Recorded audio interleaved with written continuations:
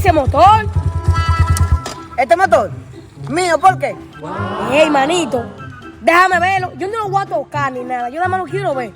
Pero tú lo estás viendo de ahí. No, porque yo me quiero acercar para sentir la vibración y la emoción del amortiguador izquierdo. Tú eres como raro, menor. Pero está bien, te voy a complacer. Siente la vibración del amortiguador izquierdo.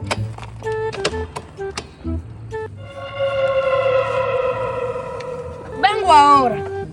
Voy a sentir la amortiguador, la vibración del amortiguador izquierdo.